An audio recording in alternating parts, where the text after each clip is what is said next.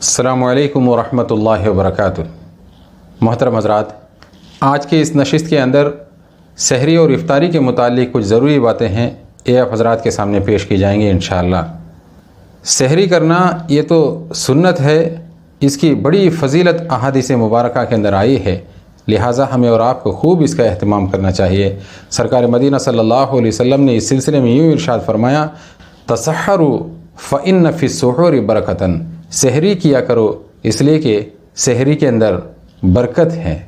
اسی طریقے سے سحری کو کچھ تاخیر کر کے لیٹ کر کے کرنا یہ بھی مستحب ہے۔ آخر کے 20-25 منٹ اس سحری کے لیے ہم منتخب کریں اور اس میں سحری کرنے کی کوشش کریں، اور اتنا تاخیر بھی نہ ہو، یعنی اتنا لیٹ بھی نہ ہو کہ وقت کے ختم ہونے کا اندیشہ ہو۔ اگر ایسا ہے تو یہ مکروہ ہے۔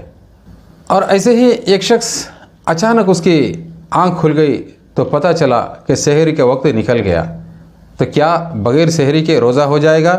جواب یہ ہے کہ بغیر سحری کے بھی روزہ رکھ سکتے ہیں، البتہ سنت کے ثواب سے وہ محروم رہے گا، لیکن روزہ درست ہے۔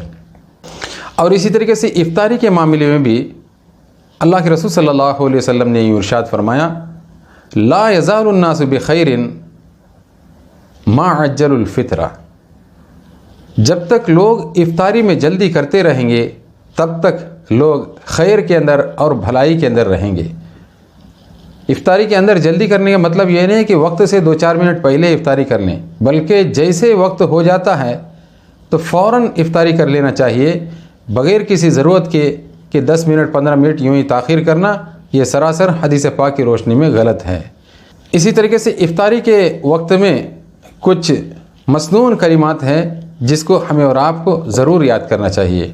حدیث پاک کے اندر آتا ہے، اللہ کے رسول صلی اللہ علیہ وسلم نے افطار کے وقت میں یہ دعا پڑھی ہے، ذهب الظمأ وابتلت العروق وثبت الاجر انشاءاللہ، پیاس جاتی رہی اور رگیں تر ہو گئی یعنی بھیگ گئی، اور ثواب اور اجر یہ اللہ تبارک و تعالیٰ کی طرف سے طے ہو چکا انشاءاللہ۔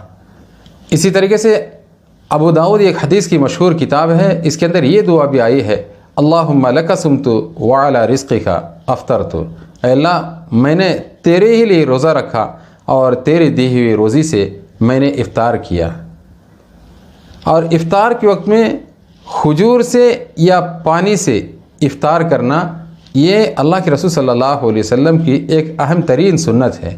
آپ صلی اللہ علیہ وسلم نے ارشاد فرمایا، اذا افطر احدکم فلیفطر علی تمر فإنہ برکۃ فإن لم یجد فلیفطر علی ماء فإنہ طہور، جب تم میں سے کوئی شخص افطاری کرے تو کھجور سے افطاری کرے اس لیے کہ یہ برکت ہے، اور اگر کھجور نہ ملے تو پانی سے افطار کرے اس لیے کہ پانی پاک ہے اور صاف ہے۔